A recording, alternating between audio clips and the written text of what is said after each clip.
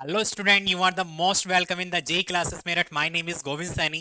So student, today will we discuss about the stress and strain. ठीक है, आज की क्लास में हम डिस्कस करने जा रहे हैं स्ट्रेस के बारे में, स्ट्रेन के बारे में and different type of Hooke's law and Poisson ratio. तो आज हम डिस्कस करेंगे इन सब चीजों के बारे में। एक बार मैं बता दूं कि लास्ट क्लास में हमने क्या डिस्कस किया था। लास्ट क्लास में हमने डिस्कस किए थे बीम के बारे में कि बीम क्या होता है, उनकी सपोर्ट्स क्या होती है, उन पे लोड क्या होता है और उनके ऊपर हमने कुछ न्यूमेरिकल्स आपको कराए थे। अब जब ये यूनिट आपकी फिनिश हो जाएगी तो उसके बाद एक क्लास रखेंगे जिसमें इस पूरी यूनिट के जो भी थोड़े बहुत और न्यूमेरिकल की प्रैक्टिस करेंगे, जिससे कि न्यूमेरिकल की प्रैक्टिस करने से आपको क्वेश्चंस की प्रैक्टिस हो जाएंगी, क्योंकि एग्जाम में न्यूमेरिकल पूछे जाते हैं। तो आज हम स्टार्ट करने जा रहे हैं स्ट्रेस और स्ट्रेन के बारे में कि स्ट्रेस क्या होता है, स्ट्रेन क्या होती है। तो फ्रेंड्स, आप लोगों ने देखा होगा जब हम कोई बॉडी होती है, कोई भी ऑब्जेक्ट होता है, कोई भी मटेरियल होता है, ठीक है, तो उस पे हम क्या करते हैं, कोई फोर्स लगाते हैं। तो फोर्स लगाने से उस मटेरियल की प्रॉपर्टी में क्या डिफरेंस होता है, उसकी साइज में क्या, उसमें मतलब साइज में क्या डिफरेंस होता है। तो एक कहने का मतलब क्या है, वहां पे उसकी बॉडी एक रजिस्ट करती है। जब हम कोई भी एक फोर्स या कोई भी लोड किसी बॉडी पे लगाते हैं, ठीक है, तो वहां पे क्या करता है, उस बॉडी के अंदर एक रजिस्टिव फोर्स क्रिएट होता है, एक रजिस्टिव फोर्स जनरेट हो जाता है। आप लोगों ने देखा होगा, जैसे कि मैंने आपको बताया था, अगर कोई मैं मान लीजिए कोई वॉल है, दीवार है या कोई भारी चीज है, उसके ऊपर मैं पुश करूं या उसको फोर्स लगा के उसको धक्का दूं, अगर वो अपनी कंडीशन, अपनी जो पोजीशन है वो चेंज ना करे। चेंज किस लिए नहीं करेगी, क्योंकि वो भी मेरे ऊपर एक रजिस्टिव फोर्स लगा रहा है। तो हम दोनों आपस में एक फोर्स लगा रहे हैं, मैं भी उतना लगा रहा हूं, वो भी उतना लगा रहा है, तो वहां पे इक्वल फोर्स हो जाएगा। कहने का मतलब क्या है कि वहां पे मेरा भी, अगर मैं 10 kg का, अगर 10 किलो न्यूटन का फोर्स लगा रहा हूं और वो बॉडी भी मेरी तरफ एक 10 किलो न्यूटन का फोर्स लगा रहे, दोनों आपस में क्या हो जाएंगे, कैंसिल आउट हो जाएंगे। और ना तो मैं उसको डिफॉर्मेशन करता हूं, ना वो मुझको डिफॉर्मेशन कर सकती है। तो जब हम किसी भी बॉडी पर कोई भी फोर्स अप्लाई करते हैं, कोई भी लोड लगाते हैं, तो उस बॉडी के अंदर एक रेजिस्टिव फोर्स जनरेट हो जाता है, उसको हम नॉर्मली लोड कहते हैं। तो जो लोड लगता है वो एक क्या लगता है कि किसी एक क्रॉस सेक्शनल एरिया के ऊपर लगता है। और जो हम इसमें बात करते हैं स्ट्रेस की, stress in the term of the solid, solid component. कोई भी चीज अगर हमारी कोई सॉलिड कंपोनेंट है तो वहां पे हमारा क्या लगता है, स्ट्रेस लगता है। एक वहां पे रीजनरेटिव हमारा क्या लगता है, वहां पे एक फोर्स क्रिएट होता है। तो बात करते हैं स्ट्रेस के बारे में कि स्ट्रेस क्या होता है, स्ट्रेन क्या होता है। ठीक है, तो स्ट्रेस हमारा क्या होता है, जब कोई एक resistive force apply on the cross sectional area, कि कोई भी एक क्रॉस सेक्शनल एरिया है उसके ऊपर जो हम लोड लगा रहे हैं वो हमारा क्या कहलाता है, स्ट्रेस कहलाता है। तो इसको और सिंप्लीफाई कर सकते हैं स्ट्रेस को, तो स्ट्रेस में भी डिफाइंड है, इसको लिख सकते हैं हम कि स्ट्रेस हमारा क्या होता है। तो पहले मैं आपको बता देता हूँ कि जैसे कि हमारा कोई भी एक हमारी सिलेंड्रिकल बार है या हमारी लॉन्गिट्यूडनल बार है। जैसे कि मान लीजिए हमारी एक बार है ये वाली, ठीक है, इस पे मैं क्या कर रहा हूँ, लोड अप्लाई कर रहा हूँ। एक लोड मैंने इसको इधर से लगाया हुआ है,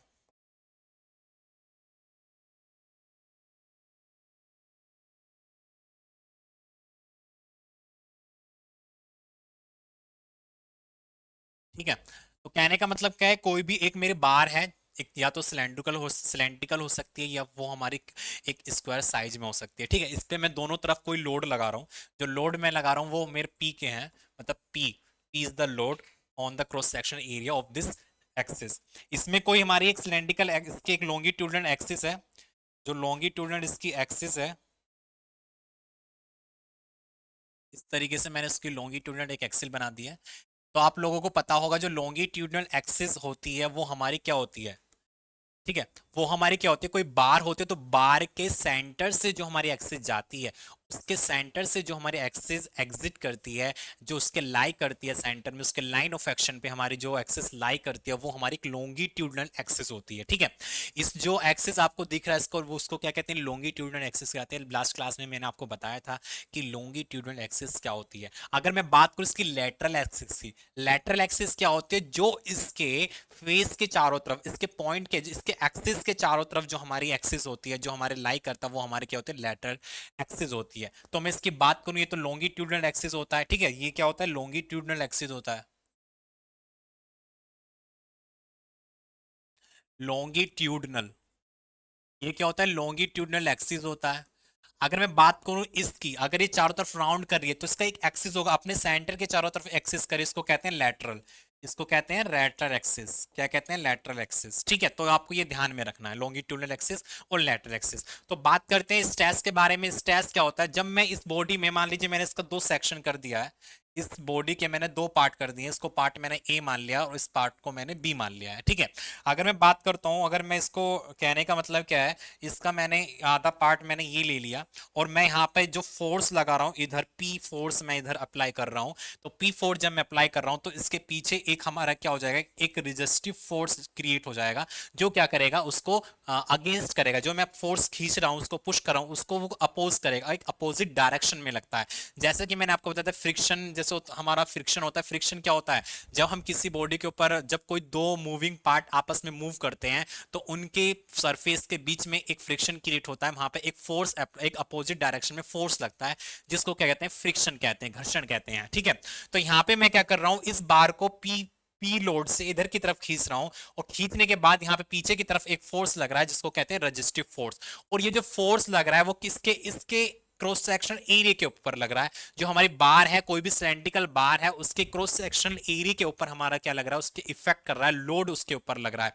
तो वहां पे हम इसको क्या एग्जिस्ट करते हैं, उसको कहते हैं स्ट्रेस। तो स्ट्रेस का फॉर्मूला जो होता है वो हमारा क्या होता है, तो स्ट्रेस इक्वल्स टू क्या होता है, हमारा लोड होता है resistive force upon area. Resistive force upon area.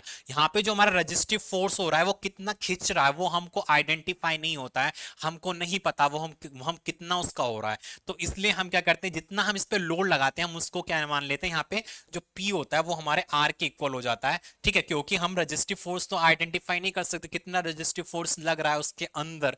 ठीक है, उनके मोलिक्यूल में जो हमारा मेटल है, मेटल के जो मोलिक्यूल है उसके अंदर जो कोहेसिव फोर्स लगता है वो कितना लग रहा है उसका आइडेंटिफाई नहीं कर पाते हैं। बट लेकिन हम क्या करते हैं, जो इस पे हम लोड लगा रहे हैं, जो मैं लोड लगा रहा हूं, वो हमारा जो लोड होता है वो ही हम उसको पी से, उसको वो हमारा इक्वल होता है किसके, रेजिस्टिव फोर्स के। तो यहाँ पे हम क्या करेंगे, आर को लिख सकते हैं पी अपॉन ए।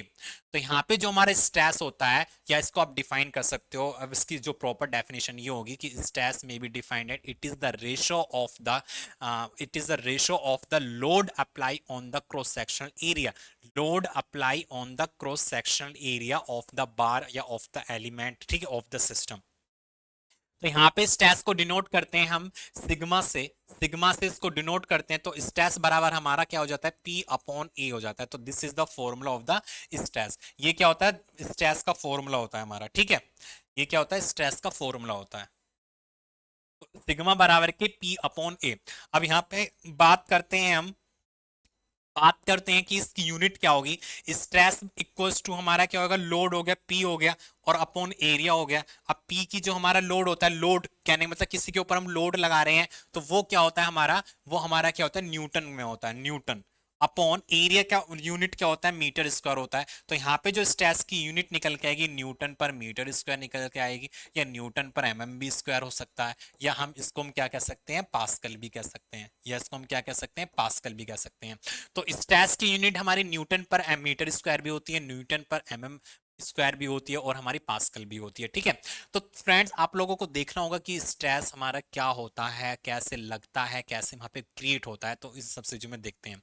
तो यहाँ पे क्या होता है, जैसे कि मान लीजिए पी है, तो आप लोगों के माइंड में आ रहा होगा सर पी तो प्रेशर भी होता है, क्यों, प्रेस और प्रेशर बराबर फोर्स अपॉन एरिया भी होता है। यहाँ पे पी प्रेशर नहीं है, P is the load. P क्या है, लोड लग रहा है किसी बॉडी के ऊपर, जितना हम लोड लगाते हैं वो हमारा लोड लग रहा है, इसको पी से डिनोट करते हैं। ठीक है, तो नॉर्मली हमारा जो मैकेनिक्स ऑफ सॉलिड होता है उसमें हम क्या करते हैं, पी से इसको डिनोट करते हैं, लोड को। तो यहाँ पे P is not a pressure. Pressure क्या होता है, प्रेशर भी कहने का मतलब एक लोड के टाइप ही होता है, पर लोड जो होता है वो किसी हम सॉलिड बॉडी पे लगाते हैं। जो कोई बॉडी हमारी सॉलिड होती है तो उसके ऊपर लोड लगाते हैं, वहां पे हमारा क्या होता है, वो लोड कंडीशन में आता है। अगर हम प्रेशर की बात करें तो प्रेशर भी एक फोर्स होता है, जो हम क्या करते हैं, लिक्विड पार्टिकल पे लगाते हैं। कोई चीज लिक्विड है तो लिक्विड पे जब हम किसी चीज के ऊपर फोर्स लगाते हैं, मतलब लिक्विड ठीक है, कहने का मतलब क्या है, लिक्विड है तो लिक्विड के ऊपर जब हम फोर्स लगाते हैं वहां पे हमारा क्या होता है, वो प्रेशर कंडीशन किया जाता है, प्रेशर कंडीशन किया जाता है। ठीक है, तो वहां पे कंसीडर जो किया जाता है वो प्रेशर किया जाता है। और अगर मैं बात करूं लोड की, तो लोड जो लगता है वो हमारा किसी सॉलिड बॉडी पे लगता है, और सॉलिड बॉडी के ऊपर जब हम लोड लगाते हैं तो उसके एरिया में जो डिफॉर्मेशन होता है वहां पे हमारा क्या कहलाता है, स्ट्रेस कहलाता है। तो कहने का मतलब क्या है, ये स्ट्रेस होता है। स्ट्रेस कैसे मतलब स्ट्रेस जो होता है वो डायरेक्टली प्रोपोर्शनल होता है हमारे, कहने का मतलब stress is the ratio of the load upon cross section area, ये load to the cross section area, unit cross section area आप उसको कह सकते हो। अब क्या होता है यहाँ पे, जो हमारा सिलेंड्रिकल बार है इसके ऊपर जो हमारा लोड लग रहा है वो हमारे डिफरेंट टाइप के होते हैं। टेंसाइल लोड होता है, कंप्रेसिव लोड होता है, मैंने आपको बताया था टेंशन लोड क्या होता है, कंप्रेसिव लोड क्या होता है। अगर मैं बात करूं टेंसाइल लोड की, ठीक है, अगर मैं बात करूं टेंसाइल लोड की, ठीक है, तो अगर मैं बात करूं टेंसाइल लोड की, टेंसाइल लोड क्या होता है, टेंसाइल लोड, अगर किसी बॉडी के ऊपर टेंसाइल लोड लग रहा है, क्वेश्चन में दिया होता है कि टेंसाइल लोड लग रहा है, कंप्रेसिव लोड लग रहा है, ठीक है, उसको आपको आइडेंटिफाई करना होता है। अगर मैं बात करूं टेंसाइल लोड की, तो टेंसाइल लोड हमारा क्या होता है, मान लीजिए हमारा कोई एक इस तरह का बार है, ठीक है, बार कहने का मतलब कोई भी सिलेंड्रिकल रोड है, और इसके ऊपर इधर हमारा फोर्स लग रहा है, इधर P फोर्स लग रहा है और इधर P फोर्स लग रहा है। ठीक है, तो यहाँ पे क्या होगा, जहाँ जो टेंसाइल लोड होता है वो हमारा क्या होता है, it is lie in the line of section, act on the line of section and magnitude is equal and it will be opposite of the direction। जो हमारा टेंसाइल लोड होता है वो हमारा कैसा होता है, एक अपोजिट डायरेक्शन में होता है, और जो मैग्नीट्यूड जो फोर्स होते हैं वो इक्वल होते हैं। जब कोई दो इक्वल फोर्स एक अपोजिट डायरेक्शन में लगाए जाते हैं, जब कोई दो इक्वल फोर्स एक अपोजिट डायरेक्शन में लगाए जाते हैं, तो वहां पे क्या होता है, वहां पे हमारा एक टेंसाइल लोड क्रिएट होता है, वहां पे क्या होता है, टेंसाइल लोड क्रिएट होता है। तो यहाँ पे मेरा कोई फोर्स है P, और ये इधर भी P है, ठीक है, दोनों फोर्स कैसे हैं, सेम है, मतलब दोनों सेम रेंज के हैं। मान लो 10 किलो न्यूटन का इधर लग रहा है, ठीक है, मान लीजिए हमारा 10 किलो न्यूटन का फोर्स हमारा इधर लग रहा है, 10 किलो न्यूटन का, और 10 किलो न्यूटन का फोर्स मेरा इधर लग रहा है, तो दोनों ही फोर्स मेरे कैसे हैं, इक्वल हैं। तो दोनों ही फोर्स इक्वल है, बट दोनों की डायरेक्शन कैसी है, अपोजिट है, दोनों की डायरेक्शन कैसी है, अपोजिट है, और दोनों लोड कैसे लग रहे हैं, लाइन ऑफ एक्शन पे लग रहे हैं। जो मेरा सिलेंड्रिकल बार है उसकी जो लाइन ऑफ एक्शन है उसके मतलब लाइन ऑफ एक्शन पर हमारे लोड लग रहे हैं, तो वहां पे जो हमारा ये फोर्स होता है उसको हम कह सकते हैं टेंसाइल फोर्स। तो टेंसाइल फोर्स आर मतलब two force are same but direction is the opposite in the line of action, ठीक है, that is called the tensile load. अगर मैं बात, तो टेंसाइल लोड को हम, इसका फॉर्मूला जो होता है टेंसाइल लोड का, टेंसाइल लोड को हम लिख सकते हैं, इसको भी सिग्मा, बट लेकिन टी से इसको रिप्रेजेंट करते हैं, इसको रिप्रेजेंट किससे करते हैं, सिग्मा टी से रिप्रेजेंट करते हैं। तो यहाँ पे क्या हो जाए, जो मैंने अभी आपको पीछे मैंने आपको स्ट्रेस बताया था, वो हमारा नॉर्मल स्ट्रेस होता है, और वो जो स्ट्रेस होता है वो हमारा कैसा होता है, एक लोंगी मतलब कहने का मतलब है किसी बार पर एक परपेंडिकुलर फोर्स लगाते हैं। जैसे कि मान लीजिए मेरा बोर्ड है और बोर्ड पे मैं इधर से एक लोड लगा रहा हूं, तो वो मेरा कैसा हो गया, एक परपेंडिकुलर लोड लगाते हैं किसी सरफेस के ऊपर। जब हम परपेंडिकुलर लोड लगाते हैं उसको हम क्या करते हैं, नॉर्मल स्ट्रेस कहते हैं। क्या कहते हैं, नॉर्मल स्ट्रेस कहते हैं। ठीक है, आगे बढ़ते हैं। इसमें जो से मैं आपको इसमें बता रहा था टेंसाइल लोड के बारे में कि टेंसाइल लोड क्या होता है, टेंसाइल लोड को सिग्मा टी से रिप्रेजेंट करते हैं। इसमें भी हमने क्या लगाया, लोड लगाया upon the cross sectional area. तो इसका भी जो यूनिट निकल के आएगा वो भी न्यूटन पर मीटर स्क्वायर निकल के आएगा, ये न्यूटन पर एमएम स्क्वायर निकल के आएगा, या इसको पास्कल कहेंगे, या इसको क्या कहेंगे, पास्कल कहेंगे। ठीक है, तो इसके बाद टेंसाइल लोड होता है, उसके बाद एक लोड आता है हमारा कंप्रेसिव लोड। अब कंप्रेसिव लोड क्या होता है, कंप्रेसिव लोड के बारे में पढ़ेंगे। कंप्रेसिव लोड क्या होता है, मान लीजिए मेरा कोई एक बार है, और इस बार पे मैं दो फोर्स अप्लाई कर रहा हूं, वो भी सेम फोर्स है, बट लेकिन दोनों की डायरेक्शन कैसी है, सेम है। दोनों जब कोई दो, when the two force is applied in a bar then it will be equal and the direction of the force will be in the same direction। मतलब जो डायरेक्शन लग रही है फोर्स की वो किस में, सेम डायरेक्शन में है, अलाइ करते हैं इन the line of action, that is called the compressive force. अब इसमें क्या होता है, टेंसाइल में क्या होता है, जब हम किसी बार पे दो अपोजिट फोर्स लगाते हैं तो वहां पे क्या क्या होता है, उस क्रॉस सेक्शनल जो बार है उसकी लेंथ इंक्रीमेंट हो जाती है। उसकी लेंथ क्या होती है, इंक्रीमेंट हो जाती है, उसकी लेंथ में डिफॉर्मेशन हो जाता है, उसकी लेंथ बढ़ जाती है। जब हम कोई मेटल है, कोई भी चीज है, कोई भी, अगर मैंने वायर ले लिया, तार ले लिया, कॉपर का वायर ले लिया, एल्युमिनियम का वायर ले लिया, अगर मैं उसको खींचता हूं तो जब खींच रहा हूं तो दो फोर्स, मैं दोनों हाथों में बराबर फोर्स लगा रहा हूं, और बराबर फोर्स लगाने पर क्या हो रहा है कि दोनों, एक वाला फोर्स मैं इस वाले डायरेक्शन में लगा रहा हूं, एक फोर्स मैं इस डायरेक्शन में लगा रहा हूं, तो जब मैं दो सेम फोर्स अलग अलग डायरेक्शन में लगाता हूं तो उसकी लेंथ में, जो उसकी वायर की लेंथ होगी, उसकी लेंथ में कुछ डिफॉर्मेशन हो जाता है। डिफॉर्मेशन कहने का मतलब उसकी लेंथ में चेंजिंग आ जाती है, उसकी लेंथ बढ़ जाती है। ठीक है, तो टेंसाइल फोर्स में क्या होता है, टेंसाइल फोर्स में जब हम फोर्स अप्लाई करते हैं तो उसकी लेंथ बढ़ जाती है। पर लेकिन कंप्रेसिव फोर्स जब हम अप्लाई करते हैं तो कंप्रेसिव फोर्स में क्या करते हैं, कोई भी बार है, कोई भी ऑब्जेक्ट है, मैं दोनों तरफ से सेम फोर्स लगा रहा हूं बट लेकिन एक डायरेक्शन में लगा रहा हूं, तो उसकी लेंथ कम हो जाएगी, डिक्रीज हो जाएगी। तो टेंसाइल फोर्स में क्या होता है, लेंथ का इंक्रीमेंट होता है, बट लेकिन कंप्रेसिव फोर्स में क्या होता है, लेंथ का डिक्रीमेंट होता है, डिक्रीज हो जाता है। तो इसमें दो फोर्स मैं लगा रहा हूं, पी फोर्स है, बट लेकिन दोनों की डायरेक्शन कैसी है, सेम है। दोनों की डायरेक्शन कैसी है, सेम है। तो यहां पे क्या होगा, इसका जो हमारा एरिया होगा, इस बार का जो एरिया होगा वो बढ़ जाएगा, सॉरी घट जाएगा। इस एरिया, जो एरिया होगा वो क्या होगा, हमारा घट जाएगा। तो इसको हम क्या कहते हैं, कंप्रेसिव स्ट्रेस कहते हैं। कंप्रेसिव स्ट्रेस, इसको हम लिखते हैं, कंप्रेसिव स्ट्रेस को, इसको हम सिग्मा, जो हमारी कंप्रेसिव स्ट्रेस होती है, कंप्रेसिव स्ट्रेस। ठीक है, तो कंप्रेसिव स्ट्रेस हमारा सिग्मा से ही रिप्रेजेंट करते हैं, बट लेकिन इसको सिग्मा सी से लिखते हैं। सिग्मा सी बराबर हो जाएगा load upon area. Sigma C बराबर क्या हो जाएगा, लोड अपॉन एरिया।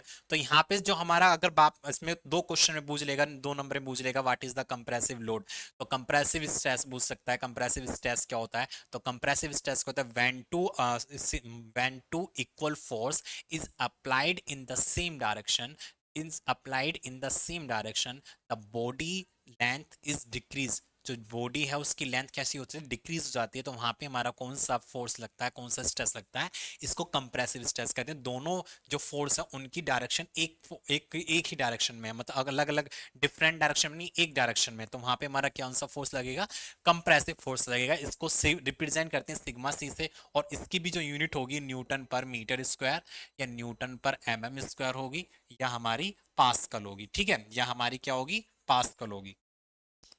तो इस तरीके से हम क्या करते हैं, स्ट्रेस को रिप्रेजेंट करते हैं। व्हाट इज द स्ट्रेस, भाई स्ट्रेस क्या होता है, आप लोगों ने देखा होगा, जैसे कोई व्यक्ति है और वो काफी टेंशन में है, आप कहते हो काफी स्ट्रेस में लग रहे हो, क्यों, क्योंकि उसका माइंड थोड़ा फ्लेक्सिबल हो गया, उसको जैसा कोई भी बता रहा है वो ऐसा उसको मान रहा है। ठीक है, तो उसके माइंड में थोड़ा लेंथ में वृद्धि हो गई है, उसके माइंड में कुछ बातें ऐड हो गई हैं, मतलब उसके माइंड में कुछ नेगेटिव बातें ऐड हो गई हैं, जिसकी वजह से उसके माइंड में क्या होगा, नेगेटिव फीलिंग आ रही है, और वो नेगेटिव नेगेटिव सोच रहा है, जिससे कि उसके अंदर स्ट्रेस क्रिएट हो गई है। तो ऐसे ही होता है, हमारी जब बॉडी होती है, कोई भी हमारा जो हमारा मेटल का बॉडी होती है, मेटल की बॉडी पे जब हम उसको खींचते हैं, जब हम खींचते हैं तो उसके अंदर उसके जो मोलिक्यूल होते हैं वहां पे स्ट्रेस क्रिएट हो जाता है। ठीक है, वहां पे क्या हो जाता है, स्ट्रेस क्रिएट हो जाता है, और वो स्ट्रेस जो क्रिएट है उसको हम क्या कहते हैं, नॉर्मल स्ट्रेस कहते हैं। उसका जो फॉर्मूला होता है वो sigma equals to load upon area होता है। जब हम किसी बॉडी पर एक लोड लगाते हैं, ठीक है, वहां पे उसकी बॉडी में जो डिफॉर्मेशन होता है उसको हम क्या कहते हैं, स्ट्रेस कहते हैं। अब स्ट्रेस मैंने आपको बता दिया कि टेंसाइल स्ट्रेस क्या होता है, कंप्रेसिव स्ट्रेस क्या होता है, इनके बारे में मैंने आपको बता दिया कि टेंसाइल स्ट्रेस में क्या होता है, लेंथ का इंक्रीमेंट होता है, और कंप्रेसिव स्ट्रेस में लेंथ का डिक्रीमेंट होता है। और जो हमारा टेंसाइल स्ट्रेस होता है उसमें दो इक्वल फोर्स अपोजिट डायरेक्शन में लगाए जाते हैं, और कंप्रेसिव फोर्स जो कंप्रेसिव स्ट्रेस जो होता है वहां पे हम लोड को इन द सेम डायरेक्शन में लगाते हैं, बट लेकिन यहाँ पे क्या होता है, दोनों ही फोर्स हमारे इक्वल होते हैं, और सेम डायरेक्शन में हम जो लोड लगाते हैं, फोर्स लगाते हैं, वो हमारा क्या होता है, कंप्रेसिव स्ट्रेस होता है। ठीक है, बढ़ते हैं आगे। आगे बढ़ते हैं स्ट्रेन के बारे में कि स्ट्रेन क्या होता है। अब यहाँ पे मैंने क्या करा, यहाँ पे मैंने क्या करा, पढ़ते हैं स्ट्रेन के बारे में कि स्ट्रेन क्या होता है। अब जैसे कि आप लोगों ने देखा, मैंने स्ट्रेस के बारे में आपको पता है कि स्ट्रेस क्या होता है, कि स्ट्रेस हमारा क्या होता है, स्ट्रेस जो होता है वो हमारा क्या होता है, एक लोड लगाते हैं on the cross section area पर। ठीक है, अब स्ट्रेन में क्या होगा, स्ट्रेन क्या कहते हैं, strain is the ratio of the changing length upon the original length. जो हमारी स्ट्रेन होता है वो हमारा क्या कहलाता है, जब हमारा कोई बार, कोई सिलेंड्रिकल बार थी जब मैं यहाँ पे क्या कर रहा था, इस पे लोड लगा रहा था इधर से उधर की तरफ, तो वहां पे स्ट्रेस क्रिएट हो रहा था। अब स्ट्रेस क्रिएट होने पे इसकी लेंथ बढ़ रही थी। मान लीजिए पहले इसकी जो लेंथ थी वो मेरी 10 मीटर थी, ठीक है 10 मीटर थी, मैं इसको और खींचा तो इसकी लेंथ में कुछ डिफॉर्मेशन हो गया। भाई इसकी लेंथ में कुछ डिफॉर्मेशन हो गया, इतना डिफॉर्मेशन हो गया। तो इतना जो डिफॉर्मेशन हुआ, मान लीजिए वो 1 मीटर का इसमें डिफॉर्मेशन हो गया, ठीक है 1 मीटर का इसमें डिफॉर्मेशन हो गया। कहने का मतलब क्या है कि 10 मीटर का मेरा पैन था, जो भी रस्सी थी, अगर मैं उसको तार को खींच रहा हूँ और खींचने पे उसकी लेंथ बढ़ गई, लेंथ कितनी बढ़ी मेरी, 1 मीटर उसमें बढ़ गई। तो यहाँ पे चेंजिंग लेंथ कितनी हुई, 1 मीटर, और ओरिजिनल लेंथ कितनी थी, 10 मीटर। तो वहां पे इन दोनों का जो रेशो होता है उसको क्या कहते हैं, स्ट्रेन कहते हैं। तो स्ट्रेन जो होता है, strain is the, it is the ratio of the, हम इसको लिख सकते हैं इट, आपको दिख नहीं रहा होगा, ठीक है कलर चेंज कर लेते हैं, कलर चेंज कर लेते हैं। स्ट्रेन क्या होता है, it is the ratio of changing length, ratio of changing length, ठीक है, to the original length, to the original length, to the original line, that is called the strain. ठीक है, अब स्ट्रेन को जो हम रिप्रेजेंट करते हैं, ठीक है स्ट्रेन को जो हम रिप्रेजेंट करते हैं वो हम सिग्मा मतलब डेल ई से करते हैं। ठीक है, जो हमारा स्ट्रेन होता है, स्ट्रेन को हम किससे करते से रिप्रेजेंट करते हैं, मतलब डेल मतलब उसमें इससे करते हैं। तो जो हमारा हमारा जो हमारा ये होता है स्ट्रेन, जो होता है स्ट्रेन को हम रिप्रेजेंट करते हैं डेल से। ठीक है, इसमें क्या होता है, स्ट्रेन इक्वल्स टू हमारा क्या होगा, changing length, this is the changing length upon original length, original length। ठीक है, this is the changing length upon original length, that is called the strain. अब मैं स्ट्रेन की अगर मैं यूनिट की बात करूं तो यूनिट अगर मान लीजिए मेरी लेंथ एल, एल जो मेरा एल, मतलब इसको हम लिख सकते हैं डी एल अपॉन एल, मतलब डी एल अपॉन एल, इसकी यूनिट क्या होगी, इसकी मीटर होगी, इसकी मीटर होगी, तो दोनों हमारा क्या हो जाएगा, यूनिट लेस हो जाएगा। तो स्ट्रेन जो होता है वो कैसा होता है, यूनिट लेस होता है। और strain it is the defined as the, it is the ratio of the original length upon the, sorry, जो हमारे स्ट्रेन होता है वो स्ट्रेन क्या होता है, changing length upon original length, that is called the strain. ठीक है, that is called the strain. तो यहाँ पे हमारा जो ये हमारी चेंजिंग लेंथ हुई है और उसकी जो ओरिजिनल लेंथ थी वो हमारी क्या कहलाती है, स्ट्रेन कहलाती है। तो स्ट्रेन जो होता है वो मैंने आपको बताया कि स्ट्रेन जब हम किसी मेटल को खींचते हैं, उसमें टेंसाइल लोड लगाते हैं, तो उसकी लेंथ में क्या हो जाता है, वृद्धि हो जाती है, उसकी लेंथ में इंक्रीमेंट हो जाता है। तो वहां पे टेंसाइल फोर्स में जब हम लगाते हैं तो वहां पे उसकी लेंथ में इंक्रीमेंट हो जाता है, तो वहां पे हम क्या कहते हैं, उसको स्टेन कहते हैं। अब बात करें अगर मैं इसको जो जब हमारा कोई फोर्स टेंसाइल फोर्स लग रहा है इज द लॉन्गिट्यूडनल डायरेक्शन में, तो वहां पे उसको कहते हैं shear stress, sorry shear strain. ठीक है, उसको क्या कहते हैं, शियर स्ट्रेन, या उसको कह सकते हैं हम लॉन्गिट्यूडनल स्ट्रेन, उसको क्या कह सकते हैं, लॉन्गिट्यूडनल स्ट्रेन। अगर मैं बात करूं जब मैं इसमें कंप्रेसिव फोर्स लगाता हूं, तो कंप्रेसिव फोर्स लगाने पर क्या होगा, जब मैं इधर की साइड से और इधर की साइड से मैं फोर्स लगाता हूं, तो इसकी बॉडी में डिक्रीमेंट, उसकी लेंथ में डिक्रीमेंट हो जाएगा, बट लेकिन इसकी जो डायमीटर वो इंक्रीमेंट हो जाएगा।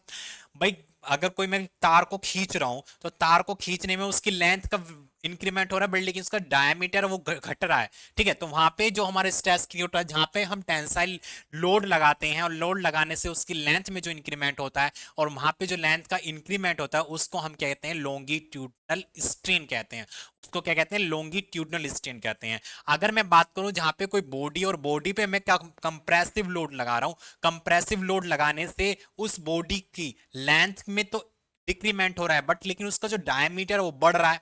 मैं रबड़ लीजिए, रबड़ को मैं दबाता हूं तो रबड़ मोटी हो जाएगी और उसकी लेंथ कम हो जाएगी, तो वहां पे क्या होगा, उसके डायमीटर में वृद्धि हो जाएगी, उसके डायमीटर में इंक्रीमेंट हो जाएगा। तो उसको हम क्या कहते हैं, लैटरल, लैटरल स्ट्रेन कहते हैं। क्या कहते हैं उसको, लैटरल स्ट्रेन कहते हैं।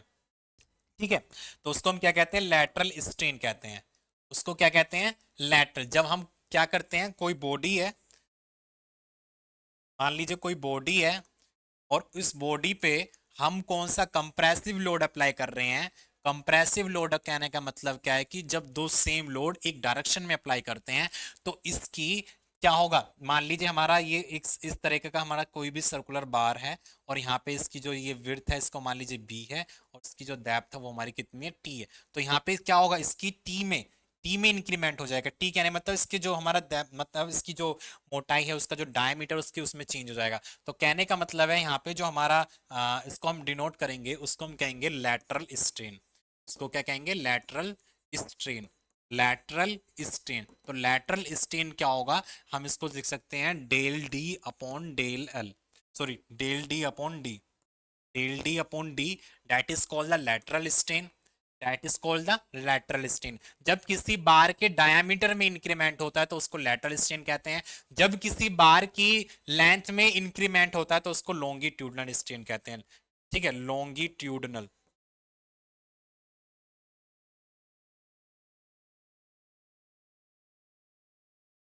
तो हम उसको क्या कहते हैं, लॉन्गिट्यूडनल स्ट्रेन कहते हैं। ठीक है, लॉन्गिट्यूडनल स्ट्रेन कहेंगे। तो लॉन्गिट्यूडनल स्ट्रेन में क्या होगा, del L upon L, del L upon L, that is called the longitudinal strain. तो फ्रेंड आप लोगों को ध्यान देना है कि हमारा जो लेटरल स्ट्रेन होता है वो वेरी करता है डायमीटर पर, वो वेरी करता है उसके विड्थ पर, और जो हमारी लॉन्गिट्यूडनल स्ट्रेन होती है वो वेरी करती है उसकी लेंथ पर, कि उसके लेंथ में कितनी वृद्धि हुई है, वहां पे हमारे लॉन्गिट्यूडनल स्ट्रेन होता है। अगर उसके डायमीटर में कितना इंक्रीमेंट हुआ है वो हमारा क्या होता है, लेटरल स्ट्रेन होता है। तो आप इतना समझ में होंगे कि स्ट्रेन क्या होता है। स्ट्रेन में be defined as the changing length upon original length, that is called the strain. Strain क्या होता है कि हमारी जो लेंथ में कितना चेंजिंग हुआ है और उसकी जो ओरिजिनल लेंथ थी, दोनों का जो रेशो होता है वो हमारा क्या कहलाता है, स्ट्रेन कहलाता है। और मैंने आपको बता दिया लेटरल स्ट्रेन क्या होता है, लॉन्गिट्यूडनल स्ट्रेन क्या होता है। इनका जो हमारी यूनिट होती है वो यूनिट लेस होता है, क्योंकि दोनों मीटर मीटर में होते हैं, और मीटर मीटर से मीटर कैंसिल हो जाएगा, और दोनों की हमारी जो यूनिट आएगी वो यूनिट लेस होगी। ठीक है, चलो अब आगे बढ़ते हैं। आगे हमारा क्या होगा, आगे क्या होगा हमारा, आगे हमारा एक आता है हुक्स लो। ठीक है, इसी में हमारा क्या आता है, हुक्स लो आता है। हुक्स लो के बारे में पढ़ेंगे कि हुक्स लो क्या होता है। ठीक है, क्या पढ़ेंगे, हुक्स लो के बारे में पढ़ेंगे, हुक्स लो। अब देखो हुक्स लो क्या होता है। हुक्स लॉ में क्या होता है, जब हम किसी बॉडी पर फोर्स अप्लाई करते हैं, जब हम किसी बॉडी पर लोड अप्लाई करते हैं, फोर्स अप्लाई करते हैं, तो वहां पे क्या होता है, बॉडी एक इलास्टिक कंडीशन में पहुंच जाती है। कहने का मतलब क्या है कि जब मैं किसी बॉडी पर फोर्स लगाऊंगा, लोड लगाऊंगा, तो बॉडी के जो मोलिक्यूल है उसमें डिफ्लेक्शन हो जाएगा, तो बॉडी क्या होगी, लचीलीपन हो जाएगी, और उसमें और ज्यादा फोर्स लगाऊंगा तो वो एक प्लास्टिक कंडीशन में हो जाएगी, या वहां पे वो क्रैक हो जाएगी, टूट जाएगी। भाई आप लोगों ने देखा होगा, मैं अगर कोई प्लास्टिक की बाल्टी ले लूं, प्लास्टिक की बाल्टी में मैं बैठ गया, ठीक है, तो वो एकदम स्टेबल कंडीशन में, मैंने फिर अपने वजन से और ज्यादा उसको दबा दिया, तो वहां पे क्या होगा, प्लास्टिक फैल जाएगी। फैलने के बाद एक कंडीशन ऐसी जाएगी, वो टूट जाएगी, ब्रेक हो जाएगी, वहां पे क्या हो जाएगा, उसका ब्रेक हो जाएगा।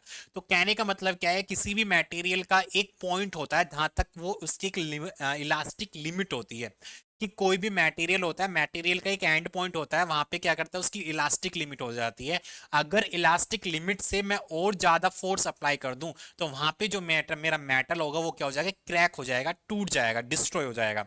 तो कहने का मतलब क्या है कि जब हम कोई लोड अप्लाई करते हैं at the elastic limit, when we are applied the load in the surface at the elastic limit, then the shear is then the stress is proportional to the strain। ठीक है, वहां पे क्या होगा, stress क्या होगा, वो प्रोपोर्शनल होगा किसके, स्ट्रेन के। ठीक है, वहां पे क्या होगा, हमारा जो स्ट्रेस होगा प्रोपोर्शनल होगा स्ट्रेन के। तो हम इसको कह सकते हैं कि जो हुक्स लॉ होता है वो हमारा क्या होता है, when we applied the material, when we applied the load on the material, then the shear stress is directly proportional to the strain, then the stress is directly proportional to the strain। ठीक है, तो हम Hooke's law में लिख सकते हैं कि Hooke's law क्या होता है, when we applied when we applied a load, when we applied a load of material at elastic limit, at elastic limit, ठीक है, then stress is directly proportional to the proportional to the strain. अब कहने का मतलब क्या है कि जब मैं किसी बॉडी पर लोड लगा रहा हूं तो लोड लगाने पे उसकी चेंजिंग लेंथ होगी। तो चेंजिंग लेंथ क्या होता है? स्ट्रेन होता है। और लोड लगा रहा हूं वो स्ट्रेस होता है। तो जितना लोड लगाऊंगा उतनी उसकी लेंथ में इंक्रीमेंट होगा। कहने का मतलब क्या है कि अगर मैंने स्प्रिंग को ले लिया, स्प्रिंग को मैं जितना लोड लगाऊंगा वो उतनी लेंथ इंक्रीमेंट करेगा, उसकी लेंथ में उतनी इंक्रीमेंट हो जाएगा। तो स्प्रिंग में क्या होगा? स्प्रिंग को एक स्प्रिंग कैसी होती है? इलास्टिक मटेरियल होता है जो क्या करता है, जब हम उस पर एक फोर्स लगाते हैं तो फोर्स लगाने पर उसकी लेंथ में इंक्रीमेंट हो जाता है। और जब मैं लोड को हटा लेता हूं तो वो अपनी पुणे अवस्था में आ जाते हैं, अपनी इनिशियल कंडीशन में आ जाता है। तो इनिशियल कंडीशन में आ जाने पर ऐसे मटेरियल को क्या कहते हैं? इलास्टिक मटेरियल कहते हैं। ऐसे मटेरियल को क्या कहते हैं? हम इलास्टिक मटेरियल कहते हैं। Elastic material are those material when we are load apply on this material, it will be deformed at the end point and we are remove the force on the material and it will become the initial condition या previous condition that is called the elastic limit। तो elastic limit या elastic material क्या होता है कि elastic material एक ऐसा material होता है जब हम elastic material पर लोड लगाते हैं तो वो जो मटेरियल होता है एक इलास्टिक कंडीशन में हो जाता है, उसकी लेंथ बढ़ जाती है। जब हम उस मटेरियल पे से लोड को रिमूव करते हैं तो रिमूव करने से क्या होगा? उस मेटल की जो लेंथ होती है वो प्रीवियस कंडीशन में आ जाता है, उसका जो साइज होता है वो प्रीवियस कंडीशन में आ जाता है। उस मेटल को हम क्या कहते हैं? इलास्टिक मटेरियल कहते हैं। ठीक है। तो मटेरियल पर जब हम लोड अप्लाई करते हैं तो लोड अप्लाई करने से तो मटेरियल की लेंथ का इंक्रीमेंट हो जाता है। जब उसकी लेंथ में इंक्रीमेंट होता है तो वहां पे एक लिमिट होती है कि इतने लिमिट के आगे अगर हम और अप्लाई करेंगे, मतलब लोड को और अप्लाई करेंगे, तो वो मेटल हमारा क्या हो जाएगा? टूट जाएगा, फ्रैक्चर हो जाएगा। ठीक है। तो हर मटेरियल का एक पॉइंट होता है, उसमें पढ़ेंगे आगे, इसमें स्ट्रेस स्ट्रेन डायग्राम पढ़ेंगे, उसमें हम आपको बताएंगे कैसे हमारा इलास्टिक पोजीशन होता है, प्लास्टिक कंडीशन होती है, ठीक है, अल्टीमेट स्ट्रेस वगैरह होता है, उनके बारे में पढ़ेंगे। तो फ्रेंड्स, आप लोगों को यहाँ तक समझ में आ गया हुक्स लॉ क्या होता है? तो हुक्स लॉ जो होता है वो हमारा क्या होता है? स्ट्रेस प्रोपोर्शनल टू द, ठीक है, stress directly proportional to the strain. Stress directly proportional to the strain. तो यहाँ पे हम क्या करें? प्रोपोर्शन, जो प्रोपोर्शनल चिन्ह है हमारा, प्रोपोर्शनलिटी है, उसको हम क्या करेंगे? कांस्टेंट ऑफ प्रोपोर्शनलिटी है, यहाँ पे हम इसको हटाएंगे। तो हटाने से हमारा यहाँ पे क्या आएगा? तो स्ट्रेस, इसको मैंने हटा दिया तो यहाँ पे एक ई आता है, E into strain, E into strain. अगर मैं बात करूं ई की तो ई क्या है हमारा? ई इज द, ई क्या है? Constant of proportionality, constant of proportionality. ठीक है। तो अगर मैं यहाँ पे ई की बात करूं तो ई बराबर हमारा क्या हो जाएगा? Stress upon strain, stress upon strain. तो ये जो फॉर्मूला निकल के आया है, तो ये जो फॉर्मूला निकल के आया है, ये हमारा क्या होगा? ठीक है। ये हमारा क्या होगा? हुक्स लॉ होगा। इसको क्या कहते हैं? हुक्स लॉ कहते हैं। ठीक है। इसको क्या कहते हैं? हुक्स लॉ कहते हैं। और इसको हम क्या कहते हैं? यंग मॉडुलस भी कह सकते हैं। ठीक है। इसको हुक्स लॉ भी कहते हैं। तो इस फॉर्मूले को हम क्या क्या कहते हैं? हुक्स लॉ भी कहते हैं। ठीक है। ये क्या है हमारा? हुक्स लॉ भी है, हुक्स लॉ। और हमारे इसको यंग मॉडुलस भी कहते हैं, यंग मॉडुलस। ठीक है। या हम इसको कह सकते हैं या हम इसको कह सकते हैं इलास्टिसिटी। ठीक है। यंग मॉडुलस या मॉडुलस ऑफ इलास्टिसिटी, या इसको हम कह सकते हैं modulus of elasticity, modulus of elasticity. तो यहाँ पे जो हमारा ई की वैल्यू जो निकल के आया, ई जो हमारा कांस्टेंट निकल के आया है, इसको हम हुक्स लॉ भी कहते हैं, हुक्स लॉ हम कहते हैं, इसको हम यंग मॉडुलस भी कहते हैं, या इसको मॉडुलस ऑफ इलास्टिसिटी भी कहते हैं, मॉडुलस ऑफ इलास्टिसिटी, इलास्टिसिटी। ठीक है। तो यहाँ पे अगर मैं बात करूँ इलास्टिसिटी की जो यूनिट होगी, यूनिट की मैं बात करूँ, स्ट्रेस की यूनिट क्या होती है? ठीक है। यहाँ पे अगर मैं बात करूँ इलास्टिसिटी की यूनिट, तो स्ट्रेस की यूनिट आप लोगों को पता होगा, स्ट्रेस की यूनिट क्या होती है? तो ई बराबर हमारा क्या हो जाएगा? Stress upon strain, stress upon strain. तो स्ट्रेस की यूनिट क्या होगी? न्यूटन पर मीटर स्क्वायर। और यहाँ पे स्टेन की यूनिट क्या होती है, 0 होती है। तो यहाँ पे क्या हो जाएगी, न्यूटन पर मीटर स्क्वायर। तो अगर मैं बात करूँ यंग मॉडुलस की जो यूनिट होगी न्यूटन पर मीटर स्क्वायर होगी, या मॉडुलस ऑफ इलास्टिसिटी की यूनिट क्या होगी, न्यूटन पर मीटर स्क्वायर होगी। तो यहाँ पे हमारा क्या हमने पढ़ा, स्ट्रेस पढ़ा, स्ट्रेन पढ़ा, टेंसर स्ट्रेस पढ़ा, कंप्रेसिव स्ट्रेस पढ़ा, और फिर हमने क्या पढ़ा, हुक्स लॉ के बारे में पढ़ा। हुक्स लॉ को क्या कहते हैं, इलास्टिसिटी और मतलब मॉडुलस ऑफ इलास्टिसिटी भी कहते हैं, यंग मॉडुलस भी कहते हैं। और इसकी जो यूनिट होती है वो हमारी क्या होती है, न्यूटन पर मीटर स्क्वायर होती है। और यंग मॉडुलस को हम कैपिटल ई से रिप्रेजेंट करते हैं, कैपिटल ई से रिप्रेजेंट करते हैं, ठीक है। अब पढ़ते हैं इसमें एक क्वेश्चन, मान लीजिए इसका न्यूमेरिकल ले लेते हैं कि न्यूमेरिकल हमारा क्या है, ठीक है। स्लो हो गया, न्यूमेरिकल के बारे में देखते हैं न्यूमेरिकल हमारा क्या है। तो क्वेश्चन में क्या कह रहा है कि एक स्टील बार है 1.5 मीटर लॉन्ग है, वो एक स्टील बार है, ठीक है। कहने का मतलब क्या है, हमारा स्टील बार है, कोई हमारी स्टील बार है, ये स्टील बार मान लीजिए, जिसकी लेंथ कितनी दे रखी है इन्होंने, जिसकी लेंथ दे रखी है 1.5 मीटर लॉन्ग। इसकी जो लेंथ दे रखी है वो 1.5 मीटर लॉन्ग दे रखी है, 1.5 मीटर लॉन्ग, ठीक है। और 50 mm wide and 20 mm thick है, ठीक है। 50 mm वाइड है और 20 mm इसकी क्या है, थिक है। Is subjected to an axial tensile load of, एक टेंसाइल लोड इस पे हम लगा रहे हैं, जिसकी वैल्यू कितनी दे रखी है, 120 किलो न्यूटन दे रखी है। If the extension in the length of the bar is 0.9 mm।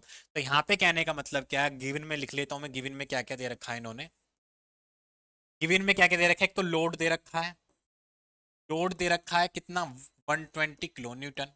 फिर कह रहा है स्टील बार इतने मीटर लॉन्ग है, लेंथ दे रखी है इसकी, लेंथ इसको एल से रिप्रेजेंट करते हैं, लेंथ हमारा 1.5 मीटर है, ठीक है। वाइड है, उसको देख लेंगे अभी, थिक है, is subject to axial load. Axial load लग रहा है, एक्सियल टेंसाइल लोड का मतलब है इसकी एक्सिस के, इसकी लाइन ऑफ एक्सिस के लग रहा है, तो उसको टेंसाइल लोड कहते हैं। तो टेंसाइल लोड 120 किलो न्यूटन हो गया। Extension in the length of the bar is 0.9 mm। जब मैं इसको खींचता हूँ तो इसकी जो लंबाई है, उसकी लंबाई में 0.9 mm, 0.9 mm का क्या हो जाता है, डिफ्लेक्शन हो जाता है। तो डेल एल हमारा यहाँ पे जो दे रखा है वो हमारा कितना दे रखा है, 0.9 mm का दे रखा है। तो उसको मीटर में चेंज करेंगे, 0.9 mm दे रखा है, तो 0.9 को मीटर में चेंज करेंगे तो किस में, 1000 से इसको मल्टीप्लाई कर देंगे, 0.009 मीटर हो जाएगा, 0.09 मीटर हो जाएगा, ठीक है। अब देखते हैं इसको आगे, नहीं होगा ना, एक दो तीन, एक, हाँ ठीक है। अब आगे देखते हैं कि make calculation for the intensity of stress, हमें स्ट्रेस की वैल्यू निकालनी है, स्ट्रेन निकालना है, तो स्ट्रेन निकालना है हमको, ठीक है। और मॉडुलस ऑफ इलास्टिसिटी ई निकालना है। तो ये सब वैल्यू हमें क्या निकालनी है, यहाँ पे फाइंड आउट करनी है, ये सब वैल्यू को फाइंड आउट करना है। तो यहाँ पे हम देखेंगे, ठीक है। तो मैं बात करूँ यहाँ पे जो इसने एरिया दे रखा है, क्रॉस सेक्शनल एरिया निकालेंगे सबसे पहले हम।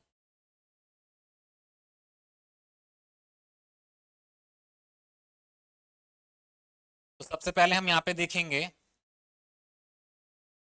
यहाँ पे बात करेंगे, चलो मैं यही निकाल लेता हूँ, cross sectional area, cross sectional area निकालेंगे किसका, बार का। तो क्रॉस सेक्शनल एरिया एरिया हो जाएगा, इसने हमारे लेंथ दे रखी है कितनी, 1.5 मीटर दे रखी है, ठीक है। तो 1.50 इंटू, तो ये तो लेंथ दे रखी है, बट लेकिन एरिया क्या होगा, विड्थ इंटू इसकी थिक होगी। तो यहाँ पे एमएम में दे रखा है उसने, ये भी एमएम में दे रखा है, तो यहाँ पे हो जाएगा ये 50 × 20 बराबर हो जाएगा 5 दूनी 10, 1000 mm हो जाएगा। एरिया कितना हो जाएगा हमारा, 1000 mm आ जाएगा। तो 1000 mm² हमारा यहाँ पे क्या हो जाएगा, इसका एरिया हो जाएगा, ठीक है। अब मैं इसको अगर मीटर में चेंज करना चाहूँ तो 1000 mm में कितना होंगे, 1 मीटर होगा, तो एरिया हमारा कितना हो जाएगा, 1 मीटर² हो जाएगा, ठीक है। हाँ, तो यहाँ पे अगर मैं इसको चेंज करना चाहूँ कि 1000 mm² है, इसको मुझे किस में चेंज करना है, मीटर में, स्क्वायर मीटर में, मतलब मीटर में इसको चेंज करना है। तो 1 मीटर में 1000 mm होते हैं, तो कहने का मतलब क्या है, इसको हम चेंज करेंगे किस में, एरिया में। तो एरिया हमारा यहाँ पे कितना हो जाएगा, तो अगर चलो मैं यहाँ पे 1000 mm इसको में लिख लेता हूँ मैं, ठीक है। अब देखते हैं यहाँ पर हमको क्या निकालना है, स्ट्रेस निकालना है, तो स्ट्रेस जानते हो आप, लोड अपॉन एरिया होता है, लोड अपॉन एरिया। तो लोड इसमें कितना दे रखा है हमारा, 120 किलो न्यूटन दे रखा है। लोड कितना दे रखा है, 120 किलो न्यूटन, किलो न्यूटन का लोड दे रखा है। और एरिया हमारा कितना है, 1000 मीटर एमएम का स्क्वायर। ठीक है, 120 किलो न्यूटन अपॉन 1000 का स्क्वायर। तो यहाँ पे हम इसको जब सोल्व आउट करेंगे, तो सोल्व आउट करने के लिए क्या करेंगे, जब 120 इंटू ये किलो का तो 10 की पावर 3 हो जाएगा, न्यूटन में हो जाएगा, नीचे 1000 हो जाएगा, ये हमारा एम स्क्वायर हो जाएगा। तो इससे ये कैंसिल हो जाएगा, तो यहाँ पे 120 न्यूटन पर एम स्क्वायर की यहाँ पे क्या आएगी, वैल्यू निकल के आएगी। तो हमारा जो स्ट्रेस निकल के आया वो कितना आया, 120 न्यूटन पर एम स्क्वायर हमारा क्या निकल के आएगा, यहाँ स्ट्रेस निकल के आएगा। क्या निकल के आएगा, स्ट्रेस निकल के आएगा। अब बात करते हैं इसकी लेंथ की, जो हमारा स्ट्रेन होता है, स्ट्रेन हमारा कितना दे रखा है। ठीक है, तो इतना न्यूटन पर एम स्क्वायर में इसको वैल्यू निकल के आ गई। अब बात करते हैं इसकी किसकी, लेंथ, स्ट्रेन की। तो स्ट्रेन कैसे निकालेंगे, स्ट्रेन का फॉर्मूला क्या होगा, आप लोग जानते हैं स्ट्रेन बराबर क्या होता है, स्ट्रेन बराबर हमारा क्या होता है, changing length, changing length upon original length, upon original length. ठीक है, तो चेंजिंग लेंथ की मैं बात करूं, चेंजिंग लेंथ हमारे कितने, 0.9 mm है। इसको मैंने मीटर में कन्वर्ट कर दिया था। ठीक है, तो इसको मैंने मीटर में कन्वर्ट कर दिया था, तो इसको इसमें रख लो 0.9 mm। ठीक है, अब इसकी ओरिजिनल लेंथ कितनी है, ओरिजिनल लेंथ दे रखी है 1.5 मीटर। अब यहाँ पे मीटर को मुझे चेंज करना पड़ेगा mm में, क्योंकि दोनों वैल्यू हम क्या लेंगे, एक लेंगे, दोनों वैल्यू क्या लेंगे, एक लेंगे। ठीक है, तो यहाँ पे अगर मैं इसको चेंज करूंगा 1.5 मीटर, 1.5 मीटर है, चलो इसको मैं इसमें रख लेता हूँ, मीटर में रख लेता हूँ। ठीक है, क्योंकि वो ऑलरेडी मेरे मीटर में है। तो ये कितना दे रखा है हमारा, इसको मीटर में चेंज करो, 0.009। यहाँ पे वैल्यू हमारी कितनी है, 0.009, 0.009 अपॉन, और ओरिजिनल लेंथ उसकी कितनी दे रखी है, 1.5 दे रखी है। तो यहाँ पे इसको कैलकुलेट करेंगे, तो कैलकुलेट करने पे जो स्ट्रेन हमारा आएगा वो कितना आएगा, यहाँ पे देखेंगे, एक जीरो से एक जीरो कैंसिल, एक दो तीन, यहाँ पे तीन जीरो कैंसिल हो जाएंगी, एक जीरो से एक जीरो कैंसिल हो जाएगी। ठीक है, तो यहाँ पे इसको डिवाइड करेंगे, तो ये हमारा कितना हो जाएगा, 9/150, 9/150। तो यहाँ पे 9/150 को अगर हम डिवाइड करेंगे, तो वो वैल्यू हमारी कितनी आएगी वो देखेंगे आप। ठीक है,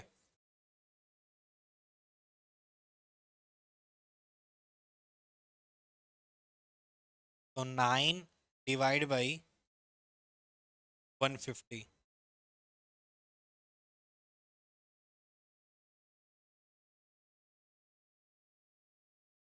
ठीक है, यहाँ पे हम देखेंगे कि एम हो गया, एम,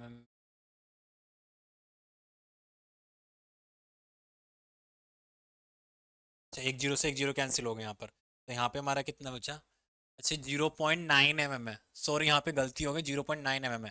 तो 0.9 में 1000, ये 0.9 है ये। ठीक है, 0.9/1000। तो यहाँ पे हमारे कितनी वैल्यू निकल के आएगी, तो एक पॉइंट हटेंगे जीरो, तो यहाँ 4 जीरो आएंगे हमारी। ये गलत हो गया यहाँ पे, इसको सही कर लेना, इसको गलत हो गया ये।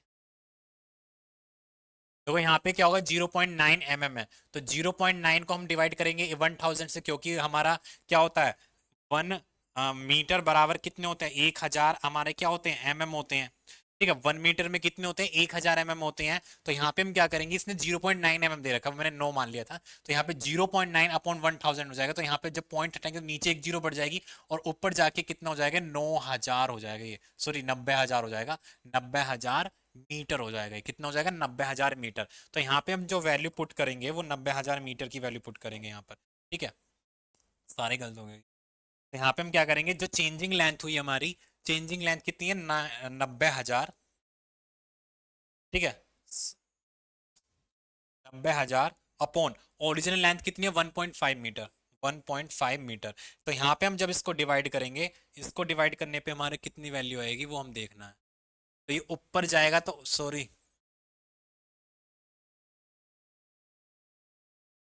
तो ये ऊपर जाएगा, तो ऊपर हम इसको लिख सकते हैं 9 × 10⁻⁴ मीटर, 9 × 10⁻⁻4 मीटर हो जाएगा। तो यहाँ पे भी हमारी जो वैल्यू निकल के आएगी वो हमारी कितनी आएगी, ये हमारी निकल के आएगी 9 × 10⁻⁻4 अपॉन 1.5। जब मैं इसको डिवाइड करूंगा तो यहाँ पे जो वैल्यू निकल के आएगी वो मेरी कितनी निकल के आएगी, ठीक है, यहाँ पे जो वैल्यू निकलेगी 0.006, 0.006 निकल के आएगी। हमारे स्टेन की वैल्यू जो निकल के आएगी वो 0.006 हमारी वैल्यू निकल के आएगी, ठीक है, 0.006। तो यहाँ पे हमारी वैल्यू जो निकल के आएगी 0.006 निकल के आएगी, ठीक है।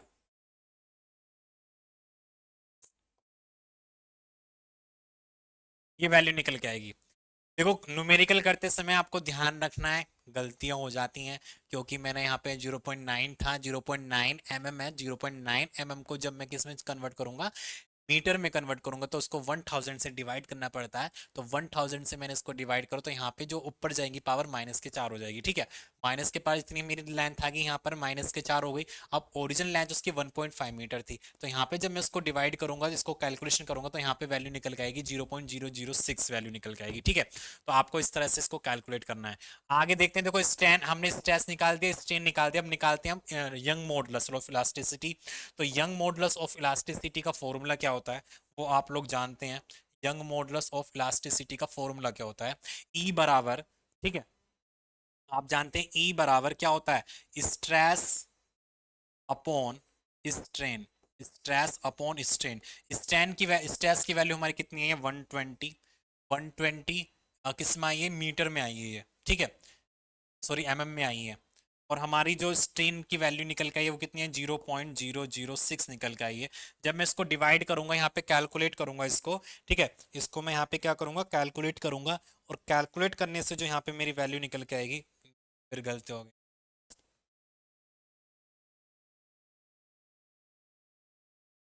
3 0 है यहाँ पर, ठीक है, ये। तो यहाँ पे जब इसको कैलकुलेट करेंगे, कैलकुलेट करने पे इसको देखेंगे कितनी वैल्यू आएगी। देखो यहाँ पर अगर मैं इसको कैलकुलेट करूँ, 120 अपॉन 1 2 3 4, ऊपर 4 0 बढ़ जाएंगी और नीचे हो जाएगा हमारे 6, 6 दूनी 12 20। तो यहाँ पे हमारा कितना होगा, 2 × 10⁵ 2 × 10⁵ न्यूटन पर mm², mm में आएगा ये, न्यूटन पर mm², क्योंकि यहाँ पे हमारा जो स्ट्रेस रखा था वो किस में रखा था, हमने किस में रखा था, वो mm में रखा था। तो यहाँ पे जो आएगा 2 × 10⁵ न्यूटन पर mm², ठीक है। इस तरह से हम क्या करेंगे, क्वेश्चन को सोल्व करेंगे, इस तरीके से हम क्या करेंगे, क्वेश्चन को सोल्व करेंगे। अब बढ़ते हैं आगे की तरफ। देखो यहाँ पे क्वेश्चन में हमने पहले स्ट्रेस निकाला, फिर स्ट्रेन निकाला, स्ट्रेन निकालने के बाद हमने यंग मॉडुलस निकाला, ठीक है। यंग मॉडुलस मतलब मॉडुलस ऑफ इलास्टिसिटी, ये हमने वैल्यू निकाली। इस तरीके से आपको फॉर्मूले याद होने चाहिए, फॉर्मूले याद होंगे तब भी आप क्वेश्चन को सोल्व कर सकते हैं, ठीक है। तो यहाँ पे कुछ कैलकुलेशन हमारी होती हैं, जो mm को मीटर में कन्वर्ट करना पड़ता है, या मीटर को सेंटीमीटर में कन्वर्ट करना है। आपको सब चीज़ों को याद रखना चाहिए कि 1 मीटर में कितने होते हैं, 1 मीटर में कितने सेंटीमीटर होते हैं, इनकी सबकी वैल्यू आपको याद होनी चाहिए, ठीक है। चलो बढ़ते हैं आगे की तरफ। आगे हमारा क्या है, आगे बात करते हैं अब शेयर स्ट्रेस के बारे में, ठीक है। इसके बाद हमारा क्या निकल के आता है, शेयर स्ट्रेस आता है, पॉइंट टॉपिक जो होता है वो shear stress and shear strain आता है, ठीक है। शेयर स्ट्रेस क्या होता है और शेयर स्ट्रेन क्या होता है।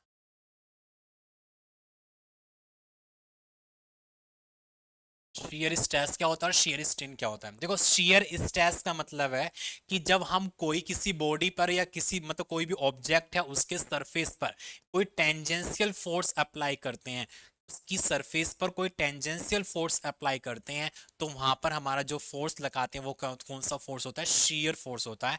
कहने का मतलब क्या, वहां पे स्ट्रेस क्रिएट होते हैं जिनको हम क्या कहते हैं, शेयर स्ट्रेस कहते हैं, ठीक है।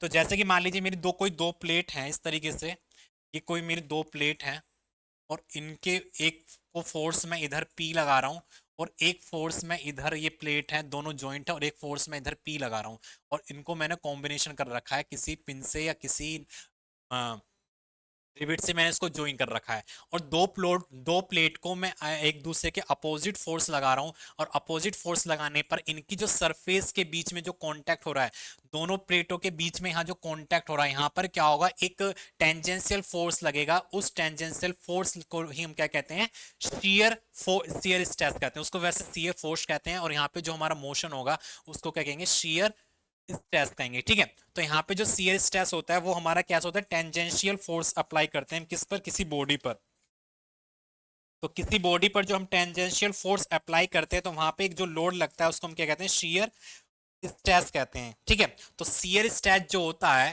शियर स्ट्रेस को हम डिनोट करते हैं टो से।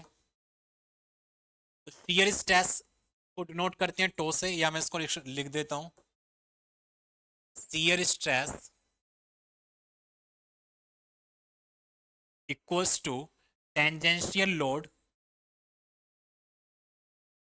Tangential load upon area, tangential load upon area. ठीक है, तो यहाँ पे क्या करते हैं, टेंजेंशियल लोड आप लोगों को पता होगा, जैसे कि मैंने आपको बताया था, कोई भी एक सर्किल और सर्किल की साइड से अगर मैं कोई भी एक लाइन खींच देता हूँ तो वहां पे एक उसका टेंजेंट बन जाता है वो। ठीक है, तो टेंजेंट का मतलब किसी सरफेस के ऊपर, किसी सरफेस के ऊपर हम कोई लोड लगा रहे हैं, मतलब कहने का मतलब एक प्लेट ये है और एक प्लेट ये है, जब दोनों को आपस में मोशन कराते हैं तो इनके बीच में क्या हो जाता है, एक टेंजेंशियल फोर्स क्रिएट हो जाता है, जिसको हम क्या कहते हैं, टेंजेंशियल फोर्स कहते हैं, मतलब टेंजेंशियल लोड कहते हैं। और जो शियर स्ट्रेस होता है वो हमारा क्या होता है, it is the ratio of the tangential load to its और टू इट्स एरिया। ठीक है, जो हम एक क्रॉस सेक्शनल एरिया है उसके सरफेस पे जब हम टेंजेंशियल लोड लगाते हैं तो वो हमारा क्या होता है, शियर स्ट्रेस होता है। तो शियर स्ट्रेस को हम डिनोट करते हैं टो से, शियर स्ट्रेस को डिनोट करते हैं टो से। तो टो बराबर हमारा क्या हो जाएगा यहाँ पे, पी अपॉन ए, पी अपॉन ए। इसकी भी यूनिट क्या होगी, न्यूटन पर मीटर स्क्वायर होगी, या न्यूटन पर एमएम स्क्वायर होगी, या हमारी पास्कल में होगी। ठीक है, या हमारी पास्कल में होगी। तो शियर स्ट्रेस की भी यूनिट क्या होती है, न्यूटन पर मीटर स्क्वायर होती है, न्यूटन पर एमएम स्क्वायर हो सकती है, या हमारी पास्कल होती है। ठीक है, तो यहाँ पे जो हमारा होता है, यहाँ पे जो हमारा सी स्ट्रेस मतलब क्रिएट होता है तो वो हमारे सरफेस पे होता है।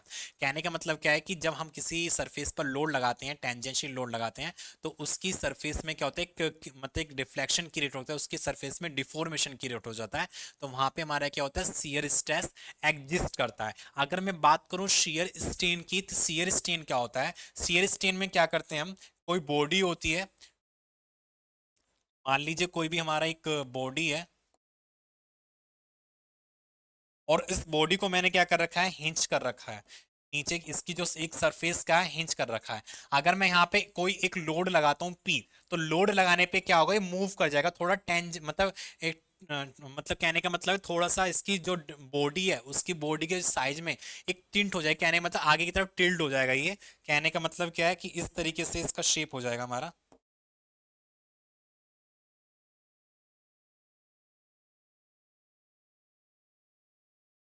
ठीक है, तो इस तरीके से हमारा ये शेप हो जाएगा। मान लीजिए कोई बॉडी है, इसके मैंने ए बी सी डी, और जब मैं इस पे लोड अप्लाई करा तो इसके लोड अप्लाई करने पर ये सी डैश हो गया, डी डैश हो गया, तो यहाँ पे एक एंगल क्रिएट हो जाता है जिसको हम कहते हैं फाई। ठीक है, तो यहाँ पे क्या होता है, एक एंगल क्रिएट हो जाता है जिसको हम क्या कहते हैं, फाई कहते हैं। और यही जो फाई होता है वो हमारा क्या होता है, शियर स्ट्रेन होता है। क्या होता है, शियर स्ट्रेन होता है। तो शियर, आपने स्ट्रेन के बारे में पढ़ा था कि स्ट्रेन क्या होता है, कि changing length upon original length.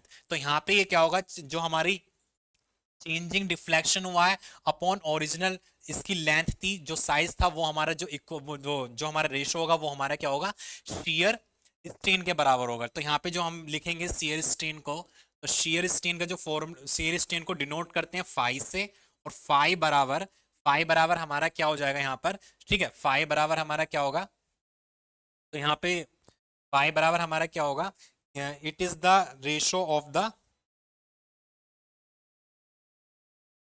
ठीक है, तो पहले हम इसको लिख देते हैं कि जो हमारा शेयर स्ट्रेस है, जो शेयर स्ट्रेस है directly proportional to the shear strain. ठीक है, तो यहाँ पे शेयर स्ट्रेन को हटा के हमारा वैल्यू जो निकल के आएगी वो हमारी क्या निकलेगी, सी आएगी। तो यहाँ पे अगर मैं इस स्ट्रेस को हटाऊंगा तो यहाँ पे क्या आएगा, सी निकल के आएगा, इसको लिखेंगे फाई। तो यहाँ पे जो हमारा सी निकल के आया, this is the proportionality of the shear strain. ठीक है, तो यहाँ पे जिसको हम डिनोट करते हैं किससे, मॉडुलस ऑफ रिजिडिटी से। ठीक है, मॉडुलस ऑफ रिजिडिटी। तो यहाँ पे इसी में एक फॉर्मूला हमारा निकल गया, जैसे मैंने आपको हुक्स लॉ के बारे में बताया था कि हुक्स लॉ में क्या होता है, it is the ratio of the shear, it is the ratio of the stress to the strain. मतलब स्ट्रेस अपॉन स्ट्रेन का जो रेशो होता है वो हमारा क्या होता है, हुक्स लॉ होता है। और इसके बाद हमारा इसमें एक फॉर्मूला जो आता है वो होता है मॉडुलस ऑफ रिजिडिटी क्या होता है? Modulus of rigidity. तो मॉडुलस ऑफ रिजिडिटी हमारा क्या होता है? Stress is directly proportional to the shear strain, मतलब हाँ शियर स्ट्रेन। तो shear stress is directly proportional to the shear strain. तो शियर उसको हम क्या कहते हैं? मॉडुलस ऑफ रिजिडिटी कहते हैं। क्या कहते हैं? Modulus of rigidity. Modulus of rigidity. ठीक है। तो कहने का मतलब क्या है कि मॉडुलस ऑफ रिजिडिटी जो होता है वो हमारा क्या होता है? Shear stress directly proportional to the shear strain. तो यहाँ पे जब हम डायरेक्टली प्रोपोर्शन को हटाते हैं तो वहां पे हमारा क्या आता है? सी आता है। तो सी हमारा क्या है? Constant of rigidity. क्या होता है? Constant of rigidity. तो सी बराबर अगर मैं वैल्यू निकालूंगा, सी बराबर क्या हो जाएगा? टो अपॉन फाइव हो जाएगा। Tau upon five, where C is the modulus of rigidity and tau is the shear stress and five is the shear strain. तो शियर स्ट्रेस क्या होता है? जब हम कोई टेंजेंशियल लोड लगाते हैं किसी बॉडी पर, तो वहां पे एक हमारा लोड जो अप्लाई होता है, वहां पे हमारे जो स्ट्रेस क्रिएट होती है वो हमारे क्या कहलाती है? शियर स्ट्रेस कहलाती हैं। और जो हमारा शेयर स्ट्रेन होता है, शेयर स्ट्रेन इसमें हम टेंजेंशियल फोर्स लगाते हैं ऑन द बॉडी पर, तो उसकी बॉडी में जो डिफ्लेक्शन होता है वो हमारा क्या होता है? शेयर स्ट्रेन होता है। और शेयर स्ट्रेन को हम फाइव से डिनोट करते हैं। किससे डिनोट करते हैं? फाइव से डिनोट करते हैं। और इन दोनों का जो रेशो होता है shear stress to the shear strain, that is called the modulus of rigidity. इसको क्या कहते हैं? मॉडुलस ऑफ रिजिडिटी कहते हैं, या हम इसको मॉडुलस ऑफ इलास्टिसिटी भी बोल सकते हैं। ठीक है, मॉडुलस ऑफ इलास्टिसिटी भी हम इसको बोल सकते हैं। तो फ्रेंड्स, आपने आज हमने क्लास में पढ़ा कि स्ट्रेस क्या होता है, स्ट्रेन क्या होता है, हुक्स लॉ क्या होता है, मॉडुलस ऑफ रिजिडिटी क्या होता है, मॉडुलस ऑफ इलास्टिसिटी क्या होता है, और हमने इसमें यंग मॉडुलस के बारे में पढ़ा। ठीक है, तो इसके थ्रू कहने का मतलब क्या है? इस तरीके से हम क्या करते हैं? बॉडी पर जो भी हम फोर्स अप्लाई करते हैं, तो उस बॉडी के फेस में क्या क्या डिफ्लेक्शन होता है, उस बॉडी के शेप में क्या क्या चेंजिंग होती है, वो हम यहाँ पे देखने को मिलते हैं। ठीक है, उसके अकॉर्डिंग यहाँ पे हम क्या करते हैं? कितना हम उस पर लोड अप्लाई कर रहे हैं जिससे कि उसकी साइज, मतलब उसकी साइज में डिफ्लेक्शन हो रहा है, तो वहाँ पे हम लोड को आइडेंटिफाई करते हैं। लोड को कहने का मतलब डिटरमाइन करते हैं, जैसा कि मैंने पिछले अभी न्यूमेरिकल में आपको बताया था। तो कैसे कैसे वहाँ पे हम क्या करते हैं? लोड को आइडेंटिफाई करते हैं। अगर मैं बात करूँ यहाँ पर, जो हमारा कांस्टेंट ऑफ रिजिडिटी है, इसकी यूनिट क्या होगी? तो इसकी यूनिट क्या होगी? जो हमारा जो हमारा शियर स्ट्रेस है, शियर स्ट्रेस की यूनिट न्यूटन पर मीटर स्क्वायर होती है। और शियर स्ट्रेन की क्या होती है? शियर स्ट्रेन हमारा कांस्टेंट मतलब यूनिट लेस होता है, क्योंकि उसमें changing length upon original length होता है, तो वहाँ पे लेंथ से लेंथ कैंसिल हो जाएगा, तो हमारा जो शियर स्ट्रेन होगा उसकी यूनिट नहीं होती है। तो यहाँ पे क्या होगा? जो हमारा कांस्टेंट ऑफ रिजिडिटी है वो हमारा टो अपॉन फाइव है। तो यहाँ पे टो की जो यूनिट होगी न्यूटन पर मीटर स्क्वायर होगी। तो ऑब्वियसली यहाँ पे जो मॉडुलस कांस्टेंट ऑफ रिजिडिटी की यूनिट होगी वो न्यूटन पर मीटर स्क्वायर होगी। ठीक है, तो कहने का मतलब क्या है? यहाँ तक का ये हम मतलब यहाँ तक हमने पढ़ाया शियर स्ट्रेस के बारे में, शियर स्ट्रेन के बारे में, और इसका जो मॉडुलस ऑफ रिजिडिटी है यहाँ तक के बारे में पढ़ाया। अब इसमें एक न्यूमेरिकल के प्रैक्टिस कर लेते हैं कि न्यूमेरिकल कैसा आता है, उसके अकॉर्डिंग देखते हैं। ठीक है, मान लीजिए कोई एक बार है हमारा, दो प्लेट हैं।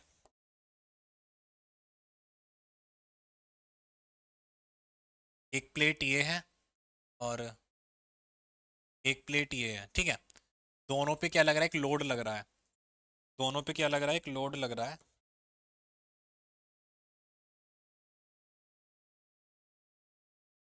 एक लोड इधर लग रहा है और एक लोड मेरा इधर लग रहा है। ठीक है, अब इनकी जो वैल्यू दे रखी है उन्होंने, वो वैल्यू मैं बता देता हूँ। लोड जो लग रहा है 5 किलो न्यूटन का इस पे लोड लग रहा है। ज़्यादा बड़ा।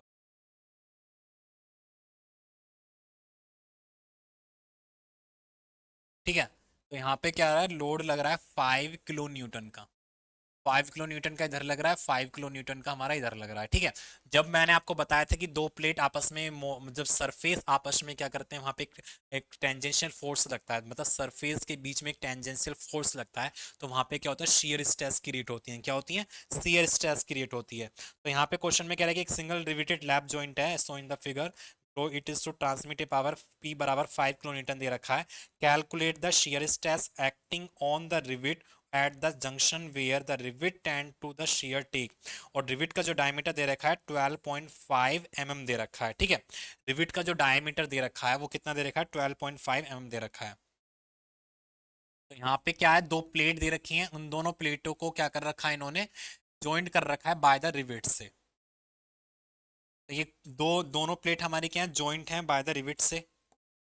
मान लीजिए यहाँ पे हमारा क्या है, रिविट लगा हुआ है और इन्होंने क्या कर रखा है, इसको जॉइंट कर रखा है, ठीक है।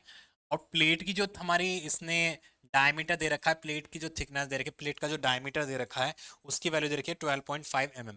तो यहाँ पे देख सकते हैं गिवन में उसने क्या क्या दे रखा है। गिवन में हमें एक तो लोड दे रखा है कि लोड कितना दे रखा है इसने, लोड की वैल्यू दे रखी है 5 kN, ठीक है 5 kN।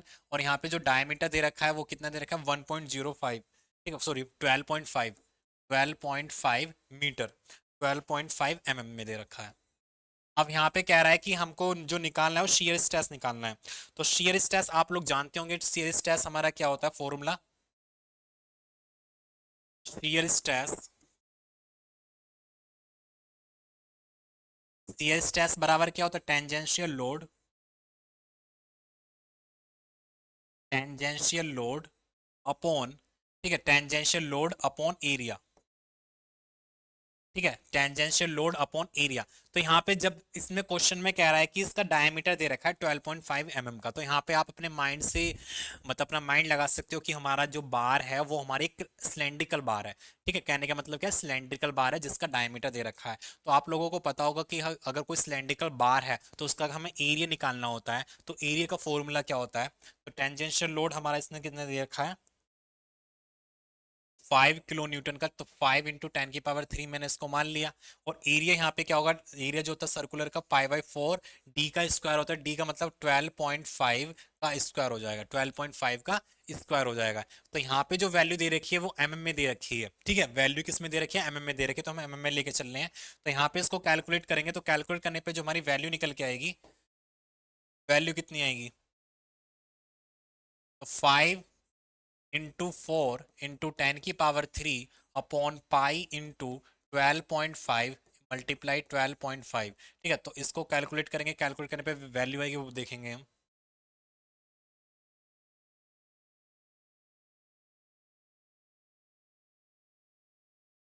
5.4,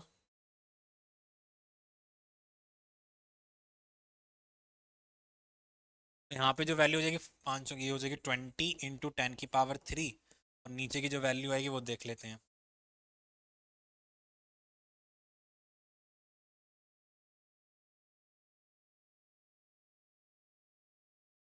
ठीक है नीचे आया 490,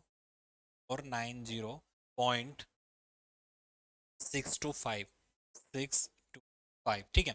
अब यहाँ पे इसको डिवाइड करेंगे, 20,000 से इसको डिवाइड करेंगे तो हमारी वैल्यू कितनी आएगी वो देखेंगे।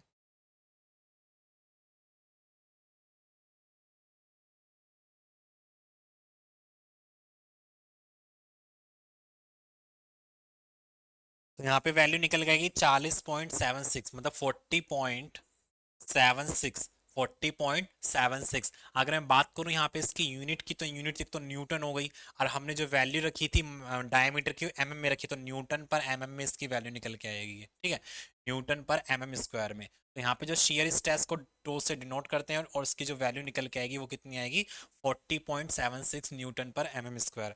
तो यहाँ पे इसकी जो वैल्यू निकल के आएगी 40.76 न्यूटन पर एमएम स्क्वायर में यहाँ पे इसकी वैल्यू निकल के आएगी, ठीक है। तो कहने का मतलब क्या है, यहाँ पे हमने आज क्लास में जो डिस्कस किया इसी मतलब स्ट्रेस के बारे में किया, स्ट्रेन के बारे में किया। फिर हमने क्या करा कि मतलब टेंसाइल स्ट्रेस क्या होता है, कंप्रेसिव स्ट्रेस क्या होता है, उसके बाद शेयर स्ट्रेस के बारे में बात किया, शेयर स्ट्रेन के बारे में बात किया, यंग मॉडुलस के बारे में बात किया, और मॉडुलस ऑफ रिजिडिटी के बारे में बात किया। मॉडुलस ऑफ रिजिडिटी को रिप्रेजेंट करते हैं सी से, और वहाँ पे इसका फॉर्मूला होता है सी बराबर के टो अपॉन जो हमारा फाइव, ठीक है, टो अपॉन फाइव होता है। तो फ्रेंड्स आगे क्लास में हम पढ़ेंगे, आगे जो हमारा टॉपिक आएंगे, जो हमारा कहने मतलब शेयर मतलब स्ट्रेस स्ट्रेन डायग्राम है डक्टाइल मटेरियल के लिए, ब्रिटल मटेरियल के लिए, और दो दो तीन पॉइंट इसमें जो टॉपिक छूट गए हैं उसको हम कवर करेंगे नेक्स्ट क्लास में, ठीक है। और इसके बाद एक हम क्लास रखेंगे जिसमें न्यूमेरिकल प्रैक्टिस करेंगे, जिसमें न्यूमेरिकल की आपको प्रैक्टिस कराएंगे, ठीक है। ज़्यादा से ज़्यादा अगर न्यूमेरिकल आपको करोगे तभी आपको मतलब डाउट क्लियरफाई हो पाएंगे। तो आज क्लास को हम यहीं पर एंड करते हैं और मिलते हैं नेक्स्ट क्लास में। Thank you, all the best.